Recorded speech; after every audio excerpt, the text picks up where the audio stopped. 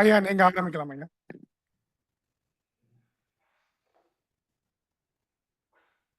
Canada Periyar Ambedkar படிப்பு வட்டத்தின் சார்பில்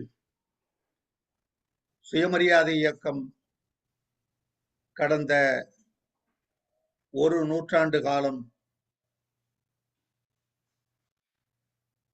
மக்களுக்கு, குறிப்பாக தமிழ்நாட்டில் இந்திய துணைக்கண்டத்தில் வாழக்கூடிய ஒடுக்கப்பட்ட மக்களுடைய உரிமை மறுக்கப்பட்ட மக்களுடைய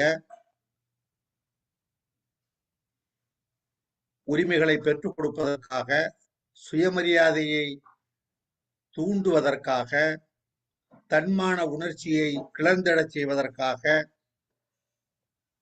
சுயமரியாதை இயக்கமாக, பின்னர் சுயமரியாதை இயக்கம் நீதி கட்சி என்ற ஒரு இணைப்பு பாலமாக, அதற்கு பின்னாலும் திராவிடர் கழகமாக இன்று வரை பரிணமித்து பாடுபட்டு வருகிறது.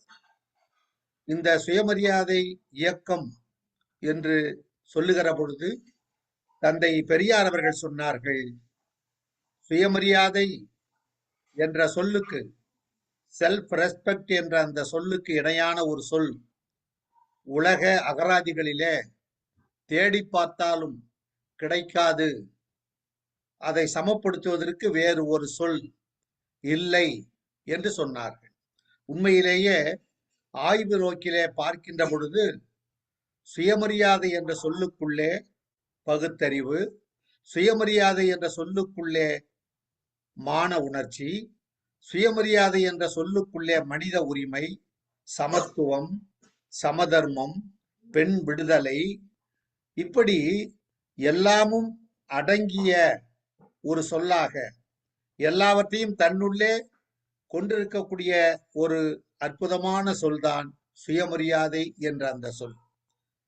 தந்தை பெரியார் அவர்கள் தன்னுடைய சுயமரியாதைக்கு பங்கம் ஏற்பட்டு விட்டது என்பதற்காகவோ, தன்னுடைய சுயமரியாதைக்கு அவர் சார்ந்திருந்த, அவர் தொண்டாற்றிய, நம்பி சென்று தொண்டு செய்து கொண்டிருந்த அமைப்பு இல்லை என்பதற்காகவோ அல்ல. அவருக்கு வந்த கோபம், அவருக்கு வந்த அந்த மான உணர்ச்சி என்பது இன உணர்ச்சி சம்பந்தப்பட்ட ஒன்று, இன நலன் சம்பந்தப்பட்ட ஒன்று. இந்த நாட்டில் வாழக்கூடிய வெகு மக்களை ஒடுக்கப்பட்டவர்களாக, அடக்கப்பட்டவர்களாக, மிதிக்கப்பட்டவர்களாக, உரிமை மறுக்கப்பட்டவர்களாக, கல்வி, வேலை வாய்ப்பு உரிமைகள் முற்றிலும் மறுக்கப்பட்ட மக்களாக, விலங்கினும் கீழாய், புரட்சி கவிஞருடைய வரியிலே சொல்ல வேண்டும் என்றால், நாயினும் கீழாய் செந்தமிழ் நாட்டார் நலிவதை நான் கண்டும் என்று சொன்னாரே, அப்படிப்பட்ட ஒரு நிலையிலே மக்கள் ஆளாக்கப்பட்ட பொழுது அதிலே ஏற்பட்ட கோபாவேசம்தான், அதிலே ஏற்பட்ட அந்த மான உணர்ச்சி தான், பகுத்தறிவு தூண்டல் தான் தந்தை பெரியார் அவர்களை சுயமரியாதை இயக்கம் என்ற ஒரு இயக்கத்தை உருவாக்குவதற்கு, தொடங்குவதற்கு வழியமைத்து கொடுத்தது. அவர் தொண்டு செய்ய வேண்டும் என்று எந்த கட்சியையும் சாராத ஒருவராக, ஒரு சுயேச்சை நபராக ஈரோட்டிலே முன் வந்தார். ஒரு செல்வ சீமான் குடும்பத்திலே பிறந்த அவர் செல்வ சிறப்போடு வாழ்ந்து தன்னுடைய சொந்த வாழ்க்கையை மிகப்பெரிய மகிழ்ச்சியோடும் அலங்காரத்தோடும் அவர் நடத்தி இருக்கலாம்.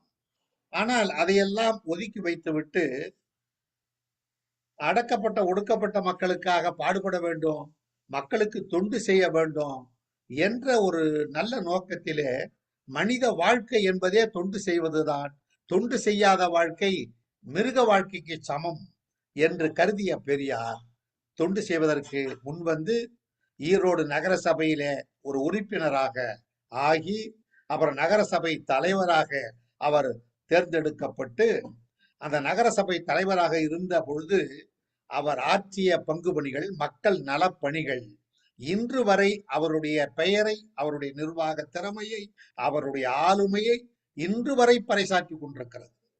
இன்றைக்கும் நீங்கள் ஈரோட்டுக்கு செல்வீர்கள் என்றால் அங்கே தந்தை பெரியார் உருவாக்கிய, ஏற்படுத்திய, அமைத்திய அந்த குடிநீர் தொட்டி இன்றைக்கும் செயல்பட்டு கொண்டிருக்கிறது. எங்காவது அறிவோமா? 1917 பெரியார் நகரசபை தலைவராக இருந்தது. ஆனா இன்றைக்கு வரைக்கும், இன்னைக்கு 2024, இன்று வரை அந்த குடிநீர் தொட்டி மக்களுக்கு சேவையாற்றி கொண்டிருக்கிறது என்றால், செயல்படுகிறது என்றால், பெரியாருடைய நிர்வாக திறமை எப்படிப்பட்டது. இன்றும் அவருடைய பெருமையை ஈரோட்டினுடைய முக்கியமான அகல பாதைகள், அகல சாலைகள் இன்றைக்கும் அவருடைய பெருமையை பேசிக் கொண்டிருக்கிறது.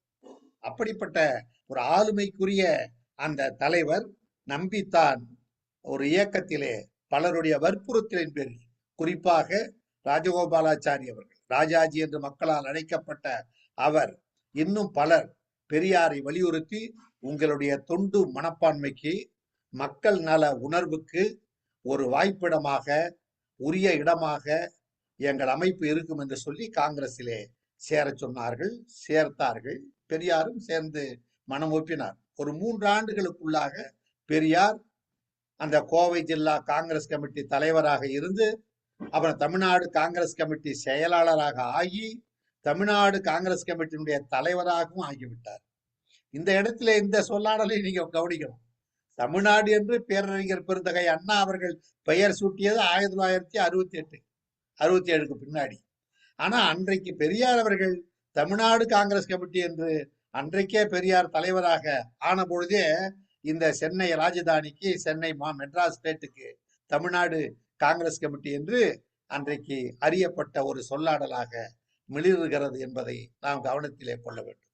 அப்படிப்பட்ட ஒரு பெரியார் அப்படி காங்கிரஸிலே இருந்த பொழுதே நம்முடைய மக்களுக்கான வகுப்பு வாரி பிரதிநிதித்துவத்தை, கம்யூனல் ஜியோவை முன்வைத்து, அவர்கள் சட்டமன்ற துறையிலே குறைந்தபட்சம் எங்களுக்கான வாய்ப்பை கொடுங்கள், எங்கள் மக்களுக்கான வாய்ப்பை கொடுங்கள், எல்லாமும் அவால்களாக இருக்கிறார்கள் என்று சொல்லி 1919 தொடங்கி 25 வரை ஒவ்வொரு ஆண்டும் நடைபெற்ற அந்த காங்கிரஸ் கட்சியினுடைய மாநாடுகளிலே தீர்மானமாக அதை நிறைவேற்றுவதற்கு, செயல்பாடு பின்னாலே தீர்மானமாக நிறைவேற்றுவதற்கு இவர் முயன்று, அதிலே தொடர்ந்து ஏற்பட்ட தோல்வியின் காரணமாக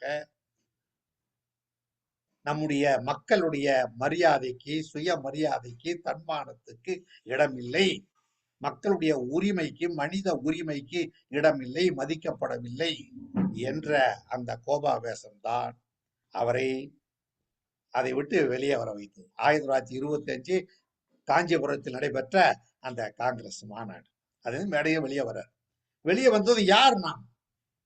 நான் யார் அப்படி சொல்லும் பொழுது, நாங்கள் எல்லாம் சுயமரியாதைக்காரர்கள், எங்கள் சுயமரியாதையை, எங்கள் மக்களின் சுயமரியாதையை பாதுகாப்பதற்காக, காப்பாற்றிக் கொள்வதற்காக நாங்க வந்திருக்கிறோம்.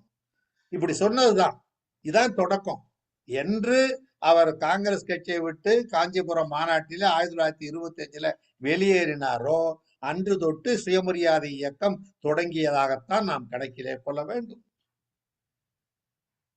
இவரை சார்ந்து, இவருடைய கருத்தை ஒட்டி, இவருடைய கருத்தை வழிமொழியக்கூடிய பெரும்பான்மையான மக்கள், தலைவர்கள் பெரியாருக்கு பின்னாலே அணிவகுத்தார்கள். நாடெல்லாம் அமைப்புகள் உருவாகின. சுயமரியாதை வாலிபர் சங்கம், சுயமரியாதை சங்கம், தன்மான கழகம், இப்படி பல பெயர்களிலே அங்கங்கும் அமைப்புகள் உருவாக்கப்பட்டு மிக பெரிய அளவிற்கு பெரியாருக்கு அந்த வாய்ப்பு 1925 தொடங்கி 38 வரைக்கும் சுயமரியாதை இயக்க காலமாக நாம் எடுத்துக்கொள்ளலாம். அப்ப இந்த 20 ஆண்டு காலத்தில் பெரியார் நடத்திய அறப்போர், பெரியார் கொளுத்திய சுயமரியாதை உணர்ச்சி, பெரியாரால் பேசப்பட்ட, பெரியாரால் நடத்தப்பட்ட போராட்டங்கள், பேசப்பட்ட கருத்துக்கள் மிகப்பெரிய ஒரு அடித்தளத்தை இந்த நாட்டில் உருவாக்கி கொடுத்தது என்றுதான் சொல்ல வேண்டும்.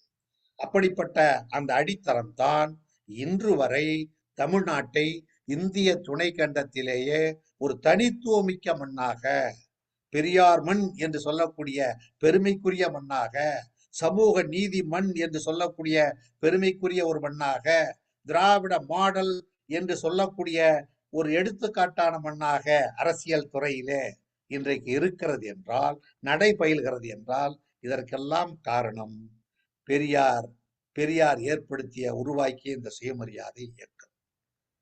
பெரியாரை பற்றி பெருஞ்சித்திரனார் அவர்கள் பெரியாருடைய அந்த ஆளுமையை அவருடைய பேரழகை, அவருடைய உடல் மொழியை ஒரு அற்புதமான பாடலாக ஆக்கி கொடுத்திருக்கிறார். உங்களோடு அதை நான் பகிர்ந்து கொள்ள விரும்புகிறேன். பெரும் பணியை சுமந்த உடல், பெரும் தொண்டு, பெரியாரின் தொண்டு. பெரும் பணியை சுமந்த உடல், பெரும் புகழை சுமந்த உயிர், பெரியார் என்னும் அரும்பெயரை சுமந்த நரை, அடற்கதிரை சுமந்த மதி, அறியாமை மேல் இரும்புழக்கை முத்துதல் போல் எடுக்காமல் அடித்த அடி, எரிபோல் பேச்சு, பெரும் புதுமை, அடடா இப்பெரியாரை தமிழ்நாடும் பெற்றதம்மா சொல்றாரு. பெருஞ்சித்தனார் சொல்றாரு. மணிச்சுரங்கம் போல் அவரின் மதிச்சுரங்கம் தொழிற்தெழுந்த மழலை கொச்சை. யதார்த்தமான பேச்சு, கொச்சை மொழி என்று சொல்வார்களே, அப்படி யதார்த்தமான பேச்சு பெரியாருடைய உள்ளத்திலிருந்து வெளிப்பட்ட அந்த பேச்சு. அணிச்சரம் போல் மலமளவென அவிழ்கின்ற பச்சை நடை, நிர்வாணத்தன்மையோடு பேசினார். ஆரியத்தை துணிச்சலுடன் நின்று எதிர்த்து துவைத்தெடுத்த வெங்களிறு, ஆரியத்தை துணிச்சலுடன் நின்று எதிர்த்து துவைத்தெடுத்த வெங்களிறு, தோல்வியில்லா பணிச்செங்கோ. அவருடைய பணியிலே, தொண்டிலே தோல்வி என்பதே கிடையாது. அடடா இப்பகுத்தறிவை தமிழ்நாடும் சுமந்ததம்மா. அவருடைய உரை அழகு இங்கு எவருக்கு வரும்? உடல் அழகு இங்கே எவர் பெற்றார்? எப்படி சொல்றாரு பாருங்க. அவருடைய உரை அழகு இங்கு எவருக்கு வரும்? அவருடைய உடல் அழகு இங்கு எவர் பெற்றார்? புலமை பித்தன் ஒரு இடத்துல சொல்வார், அல்ல பழுத்த அழகு முகத்தில் வெள்ளை தாடி விரிந்து கிடப்ப கருப்புடை போர்த்திய சிவப்பு ஞாயிறு என்று சொல்வார்கள். புரட்சி கவிஞர் சொல்வார், தொண்டு செய்து பழுத்த பழம் தூய தாடி மார்பு விழும் மண்டை சுரப்பை உலகு தொழும் மனக்குகையில் சிறுத்தை எழும் பார். அவர்தாம் பெரியார் சொல்லுவார் இல்லையா? அதான் ஒளிர் முகத்தின் நரை அழகு இங்கு எவர்கொண்டு? நாளெல்லாம் வாழ்க்கையெல்லாம் நடை நடந்து திரையுடலை நோயுடலை சுமந்து பல ஊர் திரிந்து தொண்டு செய்த இறைகடலை, அடடா இவ்வெறியேற்றை தமிழ்நாடும் இழந்ததம்மா. பெரியார் மறைந்தப்ப சொல்றார், அடடா இவ்வெறியேற்றை தமிழ்நாடும் இழந்ததம்மா. எப்பொழுதும் எவ்விடத்தும் எந்நேரமும் தொண்டோடு இணைந்த பேச்சு, முப்பொழுதும் நடந்த நடை, முழு இரவும் விழித்த விழி, முழங்குகின்ற அப்பழுக்கு இல்லாத உரை, அரிமாவை அடக்குகின்ற அடங்கா சீற்றம். எப்பொழுதோ அடடா இவ்வேந்தனை தமிழ்நாடும் ஏந்தும் அம்மா. கொண்டாடுவோம் எங்கள் பெரியாரை. அவர் சொல்றார், அடடா இவ்வேந்தனை இத்தமிழ்நாடும் ஏந்தும் அம்மா. பெற்றிழந்தோம் பெரியாரை, பெற்றிழந்தோம் அவரின் பெருந்தலைமை உற்றிழந்தோம், உணர்விழந்தோம், உயிரிழந்தோம், உருவிழந்தோம்.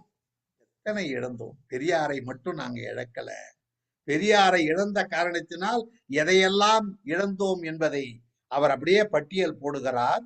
பெற்றிழந்தோம், பெருந்தலைமை உற்றிழந்தோம், உணர்விழந்தோம், உயிரிழந்தோம், உருவிழந்தோம். உளையா துன்பம் குற்றுயிராய் குலையுயிராய் கிடக்கின்ற தமிழினத்தை கொண்டு செல்லும் தெற்றுமணி தலைவரினை, அடடா இத்தமிழ்நாடும் நெகிழ்ந்ததம்மா அப்படி சொல்றார். பெரியாரை பேசுகின்றோம், பெரியாரை வாழ்த்துகின்றோம், பீடு தங்க பெரியாரை பாடுகின்றோம், பெரியார் நூல் கற்கின்றோம், பீர்த்திக் கொள்வோம். உரியாரை போற்றுவதின் அவர் உரைத்த பலவற்றுள் ஒன்றையேனும் சரியாக கடைபிடித்தால், அடடா இத்தமிழ்நாடும் சரியாதம்மா. அந்த பெரியாரை, அவருடைய கருத்துக்களை, கொள்கைகளை, அந்த உரியாரை போற்றுவதின் அவர் உரைத்த பலவற்றுள் ஒன்றையேனும் சரியாக கடைபிடித்தால், ஒன்றை நாம சரியா கடைபிடிச்சோம்னா, அடடா இத்தமிழ்நாடும் சரியாதம்மா. எத்தனை பெரிய ஒரு அற்புதமான அந்த கவிதையின் மூலமாக தத்துவ பேராசான் தந்தை பெரியாரை படம் பிடித்து காட்டுறார். அப்படிப்பட்ட பெரியார், பெரியாரை இழந்த ஒரு சூழல். பெரியார் தோன்றுவதற்கு முன்னாடி இந்த சமூகத்திலே எப்படிப்பட்ட சூழலை நாம் சந்தித்தோம்? சுயமரியாதை இயக்கம் தோற்றுவதற்கான காரணம், அதனுடைய ஆக்கத்திற்கான காரணம் என்ன அப்படின்னு பாத்தீங்கன்னா, பரிதபிக்கும் கரங்களுக்குத்தான் தெரியும் தோழர்களே பறிகொடுத்தல் என்றால் என்ன என்று. போராடுகிறவர்களுக்கு தான் தெரியும் போர்க்களத்தில் தங்கள் படைக்கலனை இழப்பது என்றால் என்னவென்று வெறும் ஆளுக்கு சாதாரணமா போற வரவர்களுக்கெல்லாம் தெரியாது. இன எதிரிகள் ரத கஜ துரக பதாகைகளுடன் சாமபேத தான தண்டம் எனும் சூழ்ச்சி மிக்க ஆயுதங்களுடன் களத்திலே ஆயுதங்கள் இல்லா வெற்று கைகளோடு நாம் அச்சம் பயம் இவற்றோடு நிராயுத பாணிகளாய் நாம் நம்முடைய மக்கள் இந்த காலம் நான் சொல்வது பெரியார் பிறப்பதற்கு முன்னாலே ஏது செய்வோம், எப்படி நம்மை காத்துக் கொள்வோம்? ஏங்கி கிடந்த நமக்கு இடியாய் இறங்கினார் பெரியார். இடியாய் இறங்கினார் பெரியார்.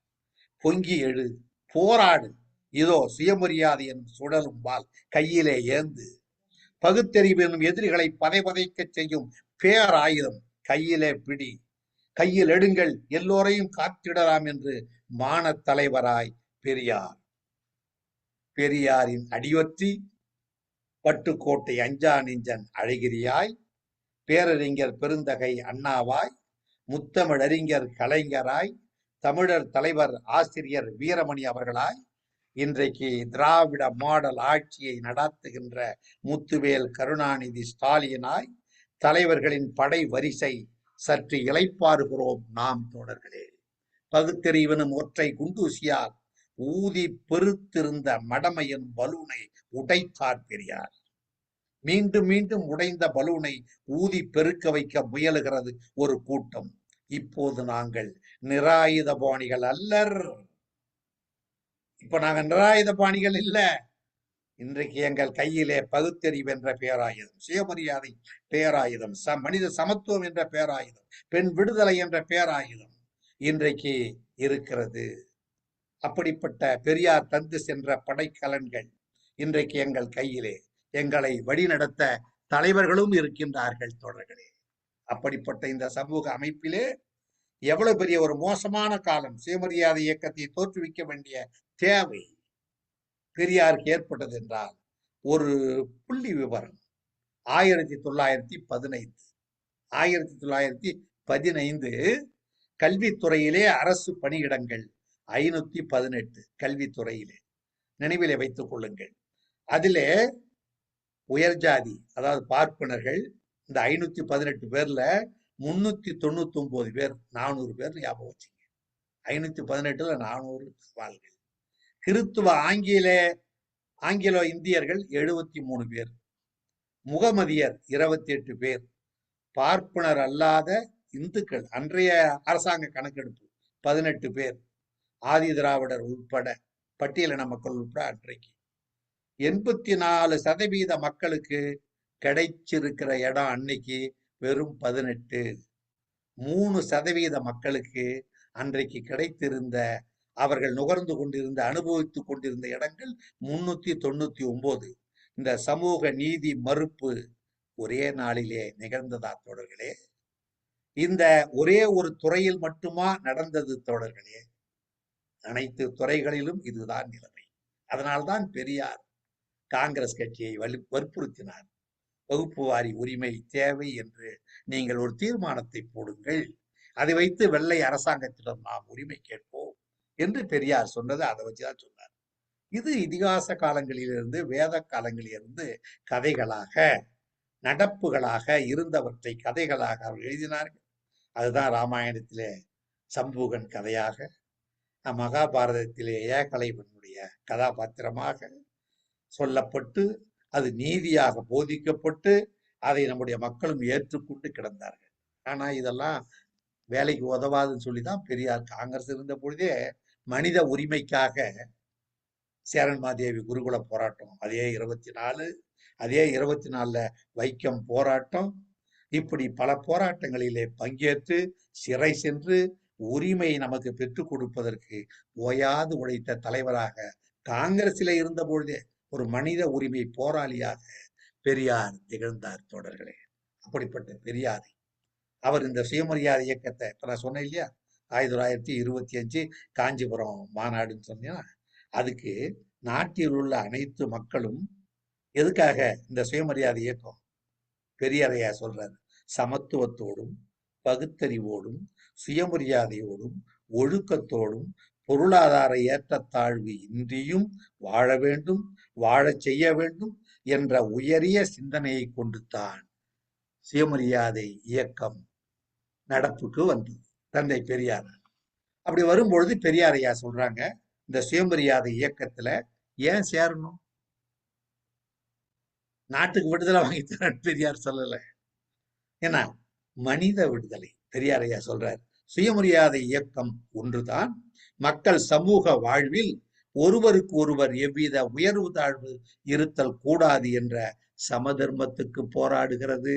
பெரியார் ஐயா சொல்றது, சுயமரியாதை இயக்கம் ஒன்றுதான் மனிதன் சமூக பொருளாதாரத்தில் ஒருவருக்கு ஒருவர் பணக்காரன் ஏழை என்கிற வேறுபாடு இல்லாமல் எல்லா பொருளும் பூமியும் எல்லோருக்கும் சரிசமமாய் இருக்க வேண்டும் என்று சமதர்மத்துக்கு போராடுகிறது.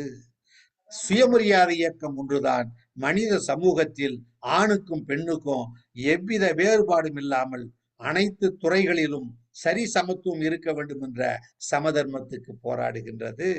சுயமரியாதை இயக்கம் ஒன்றுதான் மனித சமுதாயத்தில் ஜாதி, மதம், வருணம், தேசம், கடவுள் ஆகிய அபிமானங்களை அறவே ஒழித்து உலக மனித சமூக தோழமை வேண்டும் என்று சமதர்மத்துக்கு போராடுகின்றது.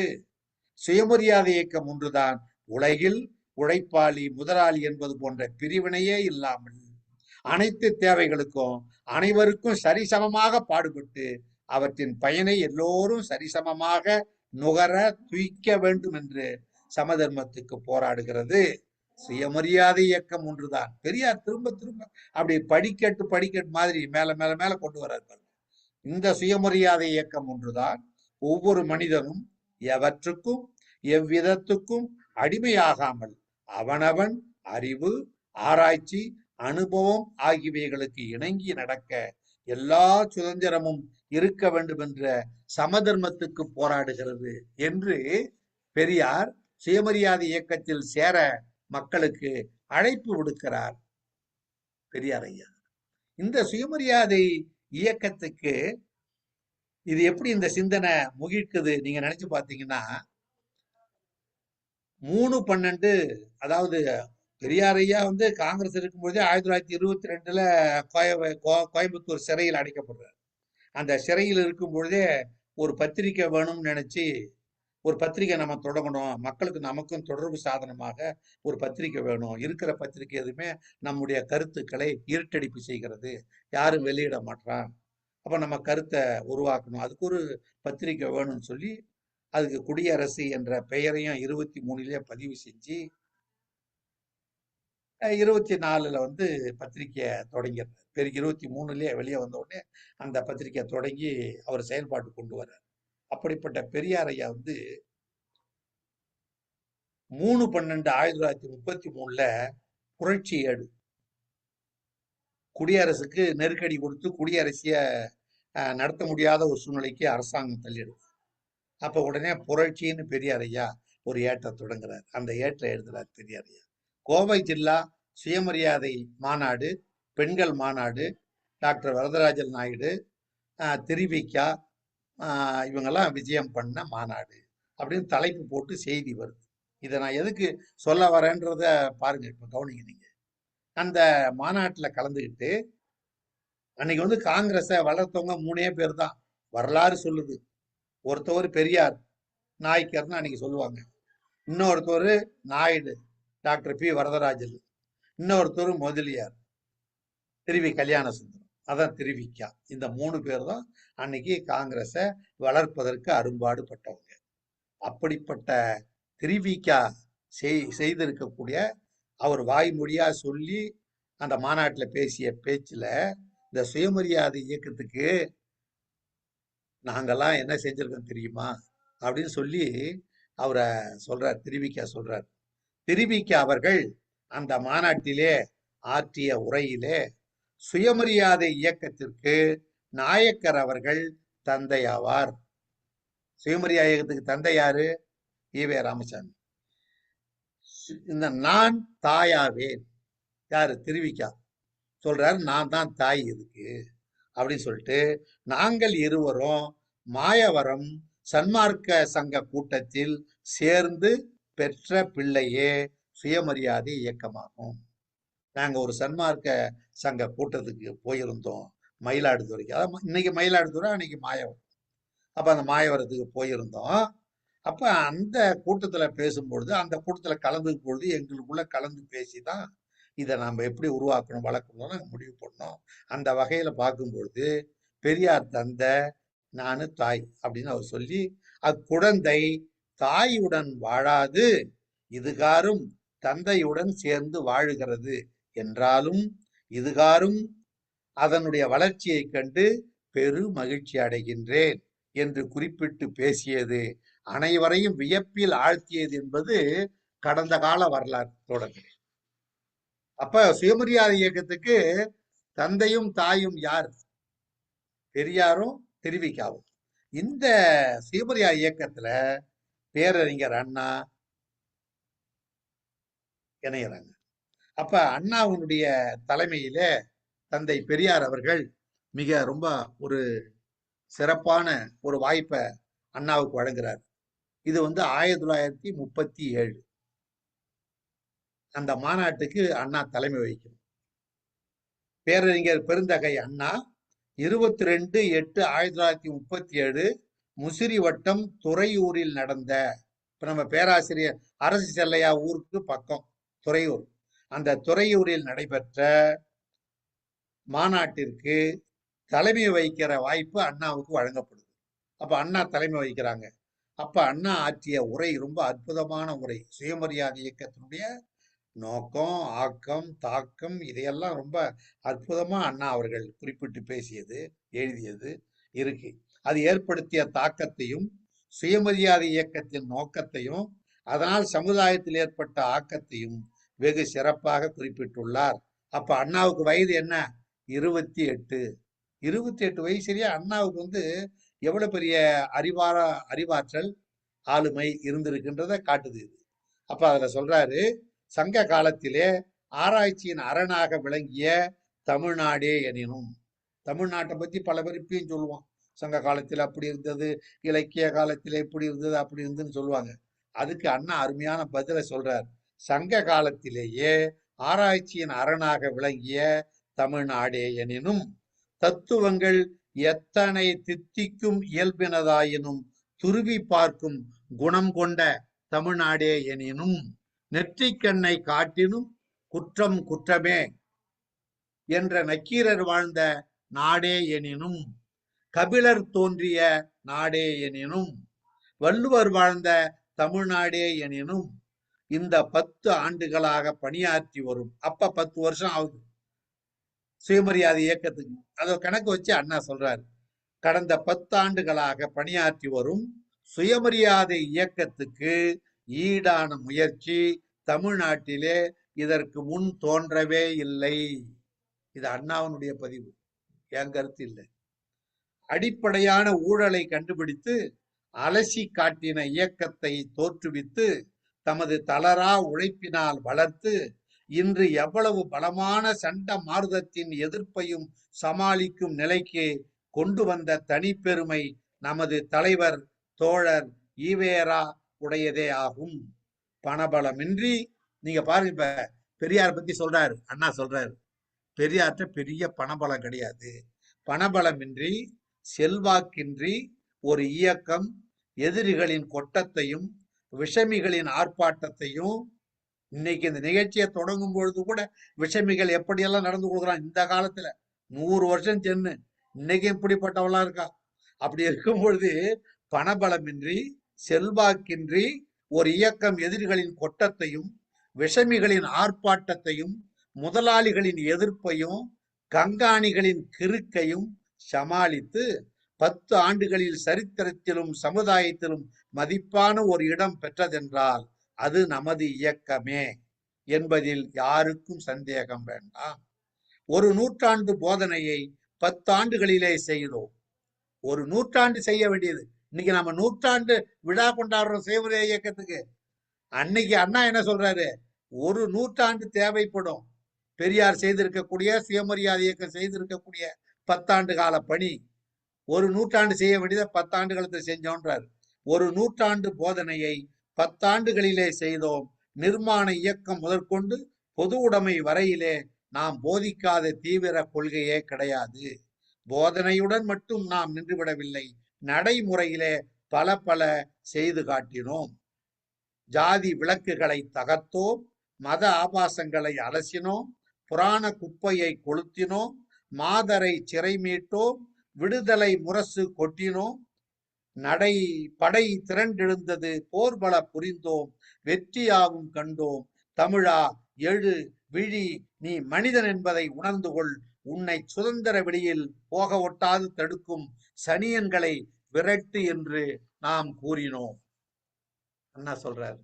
மத ஆபாசங்களை வகுத்து வைத்து ஆரிய சூழ்ச்சி பிராமணருக்கு இன்றும் பெருந்துணையாக இருப்பதை யாவரும் அறிவர்.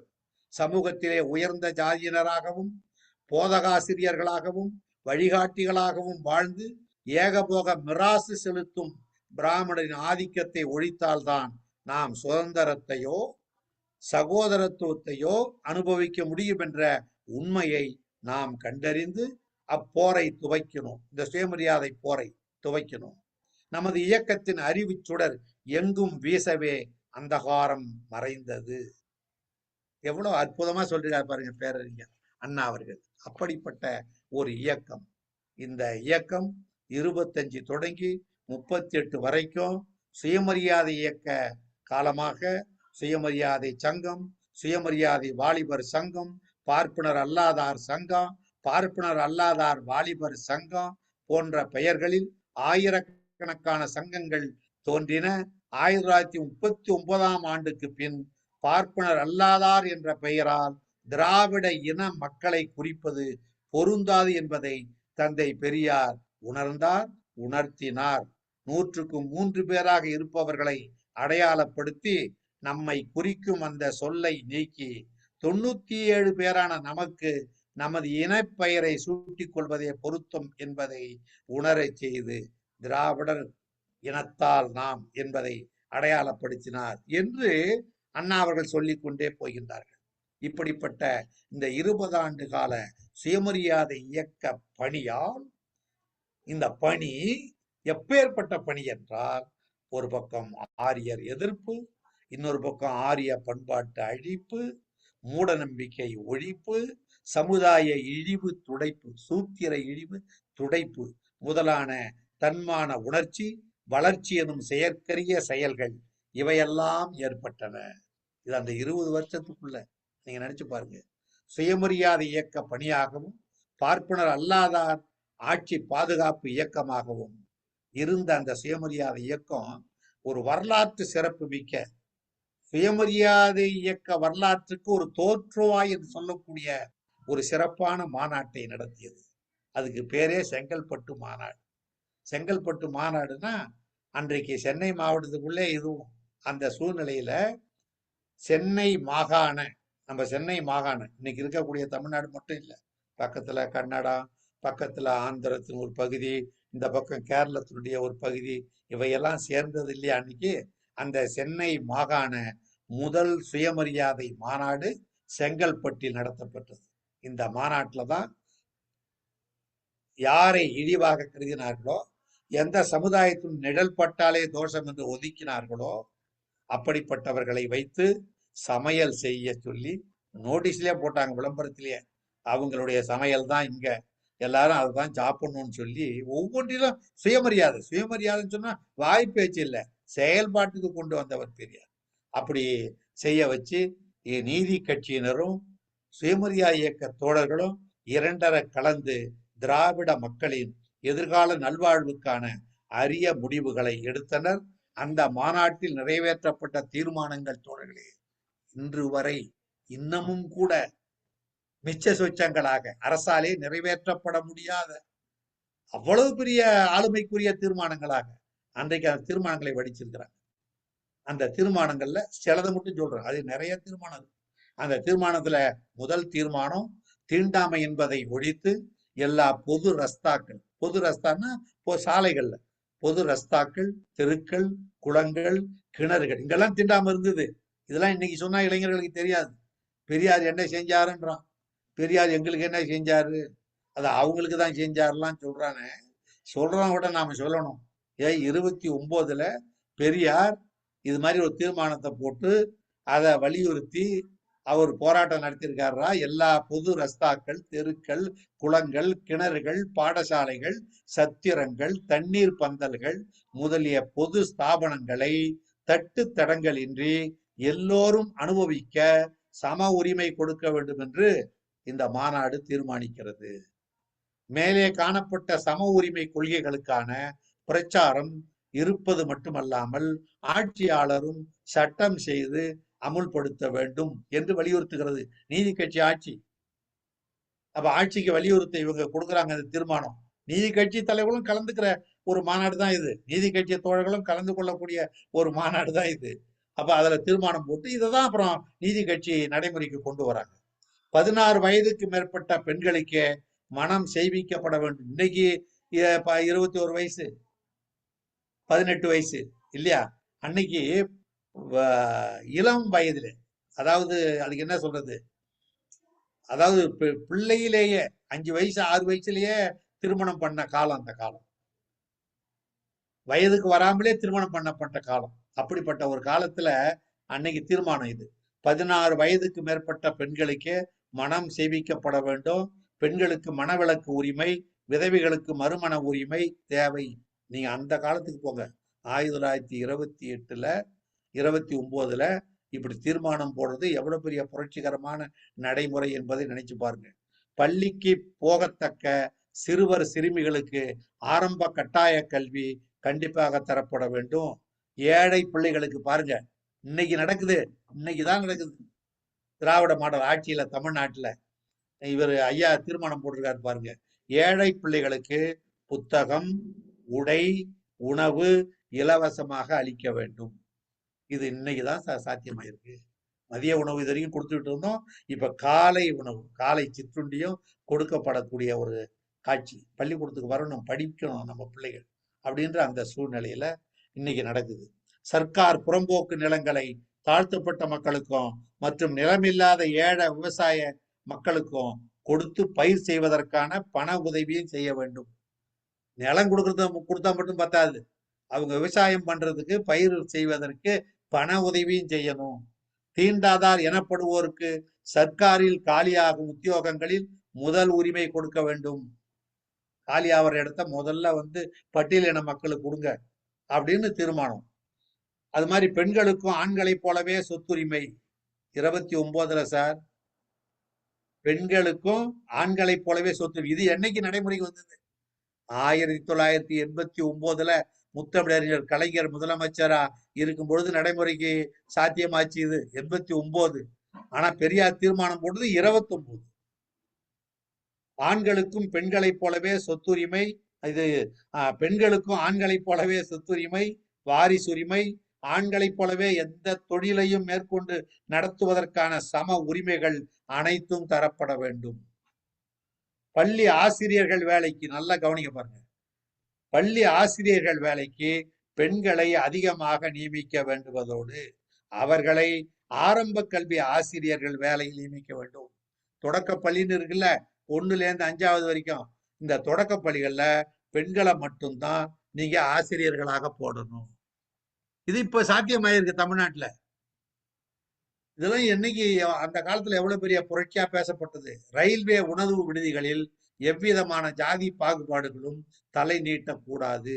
சுயமரியாதை உணர்ச்சி மீது தந்தை பெரியாருக்கு இருந்த நம்பிக்கை, மானுட உரிமை, மானுட நேயம், மானுட சமத்துவம் மீது அவருக்கு இருந்த அக்கறை, சுயமரியாதை அடிப்படையாக கொண்டதே மேற்கண்ட தீர்மானங்கள்.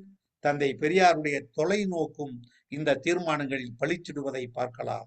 1929ல் பெரியாரால் அறிமுகம் செய்யப்பட்ட தீர்மானங்கள் இன்றைய திராவிட மாடல் ஆட்சி காலம் வரை நிறைவேற்றப்பட்ட வருவதை பார்க்கும்பொழுது இன்னமும் மிச்ச சொச்சமா தீர்மானங்கள் நிறைவேற்றப்பட முடியாம இருக்கிற அளவுக்கு அன்னைக்கு சிந்திச்சிருக்கார் பெரியார்னா, சுயமரியாதை இயக்க மாநாட்டுல தீர்மானம் நிறைவேற்றப்பட்டிருக்குன்னா இந்த சுயமரியாதை இயக்கம் எத்தனை பெரிய பாடுகளை இந்த மக்களுக்கு ஆற்றியிருக்கிறது, சேவைகளை செய்திருக்கிறது, தொண்டினை ஆற்றியிருக்கிறது. ஒரு சுயமரியாதை உணர்ச்சி ஏற்படுத்துறதே ஒரு மனிதனை ஒரு போராளியா மாத்துறோம். உன் அடிமத்தனத்தை அவனுக்கு உணர்த்துறோம், அவனுடைய அறியாமை அவனுக்கு சுட்டி காட்டுறோம், மூட நம்பிக்கை என்ற படுகொழிலே அவன் ஆழ புதைந்து கிடக்கக்கூடிய அவலத்தை பற்றி அவனுக்கு சொல்றோம். இப்படி பெரியார் தன் வாழ்க்கையிலே தன் தொண்டிலே ஒரு பக்கம் பரப்புரை, இன்னொரு பக்கம் போராட்டம் என்ற நடைமுறையை எடுத்துக்கொண்டு தொடர்ந்து போராடி, தொடர்ந்து பரப்புரை செய்து, மக்களை சந்தித்து ஒரு மிகப்பெரிய அறிவு சமூகத்தை, இந்த சமூகத்தை அறிவு சமூகமாக ஆக்கக்கூடிய பெரும் பணியை செய்தார். தன்னை உணரும்படி செய்தார். Die yourself. அன்றைக்கு சாக்ரட்டி சொன்னான்னு சொல்லி பெருமையா சொல்லுவாங்க. உன்னையே நீ அறிவாய், உன்னையே நீ அறிவாய் என்ற சொல் தான் சுயமரியாதை. வேற என்ன? அந்த சுயமரியாதை உணர்ச்சியை பெரியார் உண்டாக்குனாரு. பெரியார் இந்த உணர்ச்சியை உண்டாக்கலன்னா இன்னைக்கு நம்ம இவ்வளவு பேர் இங்க வந்திருப்போமா?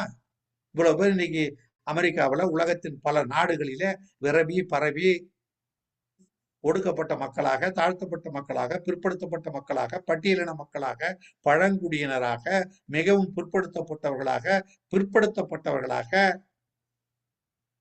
பல்வேறு அவலங்களுக்கு ஆளாகி இழிவுகள் சுமத்தப்பட்டு எவ்வளவு கேவலப்படுத்தப்பட்டோம். அந்த நிலையெல்லாம் மாத்தி இன்றைக்கு நாம் ஒரு அறிவார்ந்த சமூகம் என்று சொல்லக்கூடிய நம்முடைய சமூக அந்தஸ்து, சோசியல் ஸ்டேட்டஸ் இன்னைக்கு இந்த அளவுக்கு உயரும்படியான நிலை உருவாயிருக்குன்னு சொன்னா அதுக்கு இந்த சுயமரியாதை இயக்கம் கடந்த காலத்திலே செய்த பங்கு பணிகள் தான், தொண்டு தான். இதுதான் அடிப்படை. அப்புறம் சுயமரியாதை இயக்கத்தினுடைய போக்கு, அதனுடைய நடைமுறை, அதனுடைய அறிவு பிரச்சாரம், இது ஈர்த்து இதனால் ஈர்க்கப்பட்ட நீதி கட்சி தலைவர்கள் எங்க இயக்கத்துக்கு நீங்க தலைவர் ஆகணும்னு சொல்லி பெரியாரை கேட்காமையே, பெரியார் சிறையில் இருக்கிறார். இந்தியை எதிர்த்து தமிழுக்காக போராடி சிறையில பெரியார் இருக்கிறார். பெரியாரை இவர் தலைவர் ஆகிடுறான். ஆகிட்டு இந்த செய்தியை கொண்டு போய் பெரியார்கிட்ட சொல்றாங்க. சரி, ஏடி பன்னீர்செல்வம் தான் அந்த குழுவுக்கு தலைமை வகித்து அழைத்து கொண்டு போகிறார். போய் ஐயா கிட்ட சொல்லும் பொழுது ஐயா ரொம்ப கூச்சப்பட்டு, எனக்கு எதுக்குங்க இதெல்லாம்? பெரியார் ஒரு பொழுதும் தலைவர் பதிவை ஏற்றுக்கொண்டவரே கிடையாது. தலைமை பொறுப்பை அவர் விரும்பியதே கிடையாது. இன்னும் கேட்டா நீங்க நினைச்சு பாருங்க, பெரியாருடைய வரலாற்று போக்குல முதல்ல காங்கிரஸ் இருந்திருக்காரு, அப்புறம் சுயமரியாதை இயக்கம், அப்புறம் நீதி கட்சி, அப்புறம் திராவிடர் கழகம். இந்த 4 அமைப்பையும் தன்னை பெருமைப்படுத்திக் கொள்ளவோ, தான் ஏதாவது சாதிச்சு கொள்ளவோ அல்ல. இந்த இயக்கங்களின் மூலமாக நம் மக்களுக்கு, நம்முடைய மக்களை மேம்படுத்துவதற்கு, மக்களை விடுதலை பெற செய்வதற்கு, மக்களை மீது படிந்திருந்த இழிவை அகற்றுவதற்கு பெரியார் இந்த 4 அமைப்போடையும் அவர் இருந்து அவர் அந்த தொண்டினை ஆற்றி கொண்டு வந்த ஒரு பெருந்தகை பெரியார். அப்படிப்பட்ட அந்த பெரியார் உருவாக்குன அந்த இயக்கத்தை நாம இன்னைக்கு ஏன் நினைச்சு பார்க்கிறோம்? இங்க ஏன் நடத்துறோம்? நீ கனடாவில் தோழர் ஆசிப் அவர்கள், நீங்க எத்தனை பேர் வரீங்கன்றது முக்கியம் இல்லை, இதை எடுத்து நடத்துறாரு. இவ்வளவுதான் வருவாங்க. அறிவு ஒரு காட்டுல சிங்கம் ரொம்ப குறைவா தான் இருக்கும், சிறு நரிகள் அதிகமா இருக்கும், முயல் கூட்டம் அதிகமாக இருக்கும். என்ன, சிங்கங்கள் கொஞ்சம் தானே இருக்கும். அது மாதிரிதான் இது. அறிவை விரும்புறவன், அறிவின் மீது ஆர்வம் கொண்டவன், அறிவுக்காக அல்லல் படுறவன், அறிவை பறைசாற்ற வேண்டும் என்று ஆர்வப்படக்கூடியவன் குறைவாகத்தான் இருப்பார்கள். அந்த தொண்டு செய்யறதா வேற ஒண்ணு. தொண்டு செய்யறவன் குறைஞ்சுக்கிட்டு வர்ற காலமா இருக்கு. சுயநலம் மிகுந்திருக்கு. இருந்தாலும் நாம அதை கண்டு நாம சலிப்படையக்கூடாது. சலிப்பு என்பதோ ஓய்வு என்பதோ தற்கொலைக்கு சமமானது என்று பெரியார் ஐயாவே சொல்லியிருக்கார். அப்படி ஒரு எடுகோல் அவர் வச்சிருந்ததுனால்தான் எவ்வளவு அவமரியாதை பெரியார் மீது வீசப்பட்ட பொழுதும், பெரியாரை கேவலப்படுத்திய பொழுதும், பெரியாரை இழிவுபடுத்தினப்பையும் கொஞ்சம் கூட அதுல சலிப்பு இல்லாம, ஓய்வு இல்லாம பெரியார் ஐயா உழைச்சாங்க, பாடுபட்டாங்க. அவர் வழியில இன்னமும் நம்முடைய மக்களுக்கு கிடைக்க வேண்டிய உரிமைகளுக்காக, இன்னும் நம்ம மக்கள் அடைய வேண்டிய அந்த லட்சியம், முகடு இருக்கு இல்லையா, அந்த இமயத்தினுடைய உச்சி, எவரெஸ்ட் சொல்ற மாதிரி அந்த உச்சியை தொடக்கூடிய அளவுக்கு நம்முடைய சுயமரியாதைக்கான பணி தொடரட்டும். இன்றைக்கு பெரியாருடைய கொள்கையை, பெரியாருடைய இயக்கத்தை ஒரு உலகளாவிய இயக்கமாக, உலகளாவிய கொள்கையாக, என உலகம் விரிந்தது பறந்தது என்று சொல்லக்கூடிய பெரியார் கொள்கை உலகுமயம், பெரியார் உலகுமயம் என்று ஒரு முனைப்போடு அதற்கான முன்னெடுப்புகளை செய்து பெரியாரை உலகளாவிய அளவில் கொண்டு போய் சேர்த்திருக்கக்கூடிய தமிழர் தலைவர், பெரியார் ஆளாக்கப்பட்ட நம்முடைய ஆசிரியர் பெருந்தகை நம்முடைய ஐயா வீரமணி ஐயா அவருடைய அரிய முயற்சியின் காரணமா, தொண்டின் காரணமா திராவிடர் கழகம் பெரியார் விட்டு சென்ற பணிகளை தொடர்ந்து கொண்டிருக்கிறது. நாளைக்கும் கூட ஓடிடி என்று சொல்லக்கூடிய வகையிலே நாம் இனிமேல் வீட்டில் இருக்கக்கூடிய தொலைக்காட்சி பெட்டி இருக்கு இல்லையா, அதுல நீங்க நம்முடைய நடப்புகளை, பெரியார் அந்த தொலைக்காட்சியினுடைய நடப்புகளை பார்க்க இருக்கிறீர்கள். பகுத்தறிவுக்காக, மூடநம்பிக்கை ஒழிப்பு சாதனமாக பெரியாருடைய எண்ணப்படி, நம்முடைய தமிழர் தலைவருடைய எண்ணப்படி அது நாளையிலிருந்து உலகம் முழுக்க தெரிய இருக்கிறது. அதற்கான தொடக்க விழா நாளைக்கு நடக்க இருக்கிறது என்பதையும் உங்களுக்கு சொல்லி, சுயமரியாதை கொள் தோழா என்று புரட்சி கவிஞர் சொல்லுவார். இந்த உலகத்திற்கு ஒரு புதிய உலகத்தை நாம் உருவாக்கணும். ஜாதியற்ற, மூடநம்பிக்கையற்ற, பெண் விடுதலையோடு கூடிய ஒரு சமுதாயத்தை அமைக்கணும். அந்த சமுதாயத்துக்கு என்ன பேர் வைக்கிறது அப்படின்னு சொல்லும் பொழுது புரட்சி கவிஞர் சொல்றாரு, பேசு சுயமரியாதை உலகு என பேர் சொல்லுவோம், பேர் வைப்போம். சுயமரியாதை எக்காலம் என்றே புரட்சி கவிஞர் பாடுறார். அப்படிப்பட்ட அந்த சுயமரியாதை உலகை உருவாக்குவதற்கு நாம் உழைப்போம். அதற்கு ஒரு சிறு ஆக்கம் சேர்க்கக்கூடிய நிகழ்வுதான் இந்த காணொளி காட்சி. கேட்ட உங்கள் எல்லோருக்கும் என்னுடைய நன்றியை தெரிவித்து அமைகிறேன். நன்றி, வணக்கம். மிக்க நன்றி ஐயா. மிக மிக சிறப்பான உரை. இந்த சுயமரியாதை இயக்கம் உலகம் பூரா கொண்டாடிட்டு இருக்கோம். நிறைய கூட்டங்கள் நடக்குது. ஐ திங்க் நான் கேட்ட வரையில் ஒன் ஆஃப் த பெஸ்ட் உரைன்னு தான் சொல்லுவேன். ஏராளமான செய்திகள், மிக அரிய செய்திகளும் சொல்லியிருக்கீங்க. மிக்க மிக்க நன்றி. நம்ம குயிக்கா கொஸ்டின் ஆன்சர்ஸ் போய்க்கலாம். அதுக்கு கேள்வி இருந்தா அன்மியூட் பண்ணிட்டு கேட்கலாம். அரசு பேசுறேங்க, கேக்குதுங்களா? கேக்குதுங்க ஐயா. ரொம்ப ரொம்ப அருமையான உரை. ஆசிப் சொன்ன மாதிரி இத ஆசிப் பல வேலைகள் இருந்தாலும் இந்த உரை வந்து பல செய்திகள் அடங்கியது. நான் ரெண்டு மட்டும் சுருக்கமா பகிர்ந்துக்க விரும்புறேன். அந்த வரலாறையே ரொம்ப தெளிவா சொன்னார். துறையூர்ல தான் நான் பிறந்த ஊரு. அங்க வீடு இருக்கு. அங்கேயே பெரியார ஊர்வலமா கூட்டி போகும்போது நான் பார்த்திருக்கேன். அங்க வந்து அண்ணாவுடைய பேச்சு 10 ஆண்டுகள்ல முன்னாடி இருந்த பல ஆண்டுகள் தமிழ் சீர்திருத்த கருத்துக்களை விட 10 ஆண்டுகள்ல அண்ணா சொன்னது ரொம்ப எனக்கு சிறப்பு. இன்னொன்னையும் சொல்லிட்டே போலாம். இன்னொரு கருத்து, 29ல பெண்களுக்கு சட்டத்துல பங்கு வேண்டும், சொத்துல பங்கு வேண்டும்னு தீர்மானம் போட்டது, ஐயா போட்டது 89ல நடைமுறை ஆகும். பாருங்க எவ்வளவு ஒரு நீண்ட கால ஒரு பாதி சமுதாயத்துல பாதி இருக்கக்கூடிய பெண்களுக்கு அந்த அளவுக்கு போராட வேண்டியதா இருக்கு. அவர் அப்ப போட்ட தீர்மானம். அதுவும் ஐயாவுடைய உரை இன்னைக்கு ரொம்ப சிந்தனையை தூண்டுது. அது ரொம்ப குறைந்த பேர் கேட்டாலும் ஒவ்வொருத்தரும் உள்ளத்திலையும் மிகப்பெரிய சிந்தனை தாக்கத்தை ஏற்படுத்தியிருக்கோம். அவருக்கு ரொம்ப துறை தந்திரன் ஐயாவுக்கு ரொம்ப நன்றி. ஆசிப் ரொம்ப சிறப்பு, ஏற்பாடு செய்ததுக்கு ரொம்ப நன்றி. வணக்கம். நன்றி ஐயா. பொன் ஏழுமலை, நீங்க பேசலாம், அன்மியூட் பண்ணிட்டு.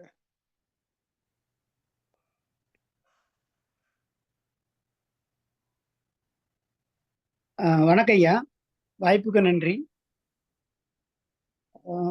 நீங்க பெரியாரை பத்தி சொன்ன விஷயங்கள் எல்லாம் வந்து மிக சிறப்பானவை, பெரும்பாலான அனைவராலும் அறிந்தவைதான்.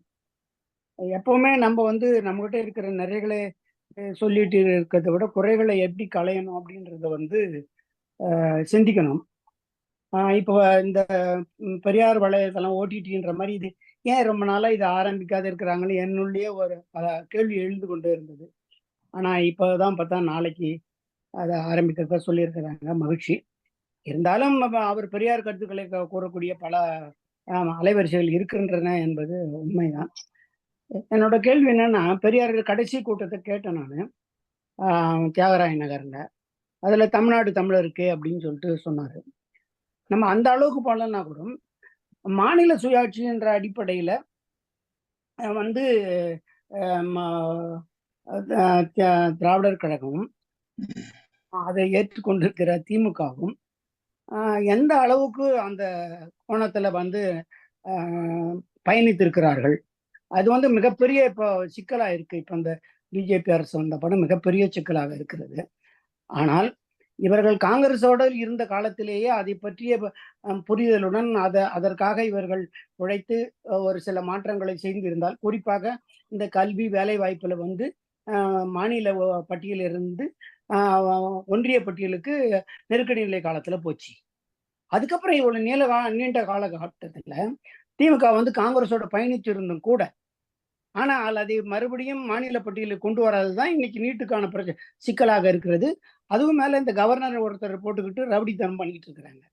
ஆனால் இதுல வந்து நான் எந்த அளவுக்கு திமுக தவறு செய்தது, அதை ஏன் திக தட்டி கேட்கவில்லை? அதுதான் என்னுடைய கேள்வி. நன்றிங்கய்யா. சொல்லுதல் யாருக்கும் எளியது, செய்யும் பொழுது அது கடினமானது. ஐயா அவர்கள் அவருடைய ஆதங்கம், அவர் நினைக்கிறது, அவர் இங்க கேட்டது, இதுல ஒன்றும் அது தப்புன்னு சொல்ல முடியாது. ஆனாலும் ஒரு சாதாரணமா ஒரு ஓட்டப்பந்தயத்திலே வெறும் கையோடு ஓடுகிற ஒருவருக்கும், ஒரு கரண்டியிலே எலுமிச்சம்பழத்தை வச்சுக்கிட்டு அது விடாம ஓடி ஓடி வெற்றி பெறணுன்ற ஓடக்கூடிய ஒருவருக்கும் என்ன வேறுபாடோ, அதே சூழல் தான் இன்றைய சூழ்நிலையில ஒரு அரசை நடத்தக்கூடிய அல்லது அரசு பொறுப்புக்கு செல்லக்கூடிய திமுகவின் நிலைமையோ, திமுக வழி நடத்தக்கூடிய ஒரு கட்சி அல்ல திமுக வந்து திராவிடர் கழகம் சொல்லக்கூடிய எல்லாவற்றையும் செய்யக்கூடிய கட்சின்னு சொல்ல முடியாது. வாய்ப்புள்ளதை, முடிந்ததை, இயன்றதை செய்வார்கள் அந்த சட்டத்திட்டத்துக்கு உட்பட்டு. அப்படி பார்க்கும்பொழுது தமிழ்நாட்டில் நீதி கட்சி ஆட்சி தொடங்கி இன்று வரைக்கும் பெரியாருடைய கொள்கைகளை, பெரியாருடைய எண்ண ஓட்டங்களை அதிகபட்சமா செய்திருக்கக்கூடிய ஆட்சி அப்படின்னு பார்த்தா திமுக தான். அது கலைஞருடைய காலமா இருந்தாலும் சரி, இன்னைக்கு ஸ்டாலின் காலமா இருந்தாலும் சரி. அப்படி இருக்கக்கூடிய அமைப்புகள், நீங்க தமிழ்நாடு தமிழருக்கேன்னு சொல்றீங்க, விடுதலையை பத்தி பேசியிருக்கு திராவிடர் கழகம், இல்ல பெரியாருடைய எண்ணம், இன்னைக்கு அதை ஏன் செய்யக்கூடாதுன்னா, செய்வதிலே இருக்கக்கூடிய இடர்பாடுகள், அன்னைக்கு இருந்த அரசு அமைப்பு, அரசு சட்டம், இன்னைக்கு இருக்கக்கூடிய அரசமைப்பு, அரசு சட்டம், அன்னைக்கு இருக்கக்கூடிய அடக்குமுறை கருவிகள், இன்னைக்கு இருக்கக்கூடிய அடக்குமுறை கருவிகள், இது மாதிரி ஒரு சூழ்நிலையில நாம அப்படிப்பட்ட கோரிக்கைகளை முன்வைத்து போராடுவது என்பது, ஒரு தனி மனிதனா இருந்தா நாம போராடிட்டு உள்ள போய் உக்காந்துக்கலாம். ஆனா ஒரு அமைப்பு, இந்த அமைப்பு இருந்தா இன்னும் பல பாதுகாப்பு சூழலை மக்களுக்கு உருவாக்க முடியும். நாம ஒரு விதண்டாவாதத்துக்காக கடப்பாறை முழுங்குற கதை மாதிரி இன்னைக்கு இருக்கிற சூழ்நிலை இது. ஐயாவுக்கு இந்த பழமொழிய மட்டும் சொல்றேன், ஏன்னா பொது வெளியில அதிகமா இதை பத்தி விவரிச்சு பேச முடியாது. அப்படி சூழ்நிலையில நீங்க நினைக்கிற மாதிரி அந்த கோரிக்கையை விட்டுல, அண்ணாவே பிரிவினைய கைவிட்டு விட்டது திமுக அப்படின்னு சொல்லக்கூடிய ஒரு தீர்மானத்தை நாங்க நிறைவேற்றி இருக்கிறோம்னு சொல்லும் பொழுது கூட, பிரிவினையத்தான் நாங்க விட்டுருக்கோமே தவிர பிரிவினைக்கான காரணங்கள் அப்படியே இருக்கிறது என்று சொன்னார்.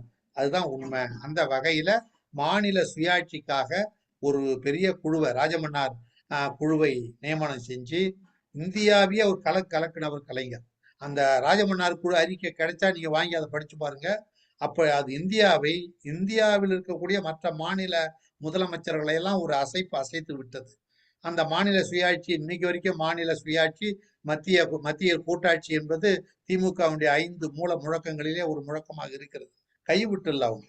அது மாதிரி திராவிடர் கழகமும் இந்த நம்ம நாடு விடுதலை அடையணும், இல்ல நம்முடைய நாடு வந்து தேசிய இனங்களுடைய சுய நிர்ணய உரிமை பேணப்பட வேண்டும் என்பதிலே மாற்று கருத்து திராவிட கழகத்துக்கும் கிடையாது. ஆனா கால சூழ்நிலையும் நடைமுறையில் இன்னைக்கு இருக்கக்கூடிய பல்வேறு சட்ட சிக்கல்கள் இதெல்லாம் தான் அதுக்கு தடையா இருக்கு. அதனால உங்களுடைய எண்ணப்படி இன்னும் மக்களுடைய கருத்தாக்கம் வலுப்பெற நாளைக்கு காலம் கணிகிற பொழுது கண்டிப்பா இவையெல்லாம் நடந்து தீரும் என்பதை என்னுடைய பதிலாக சொல்லுங்க. நன்றி ஐயா. சுரேஷ், நீங்க கேட்கலாம். சுரேஷ், அட்மிட் பண்ணிட்டு பேசலாம்.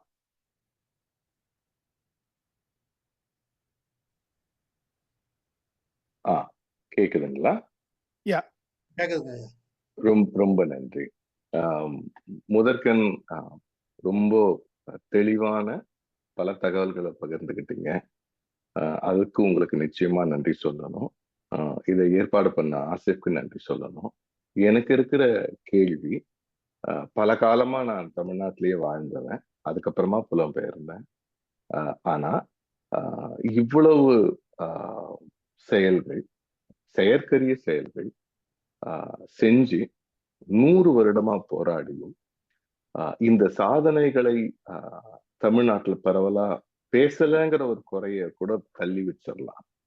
ஆனா அந்த அவதூறுகள் அப்படிங்கிறது மிக எளிமையா, மிக வீரியமா பொதுமக்கள், பெரும்பாலும் படிக்காத பொதுமக்கள், சாதாரண மக்களிடம் அவர்களால் கொண்டு சேர்க்க முடிகிறது.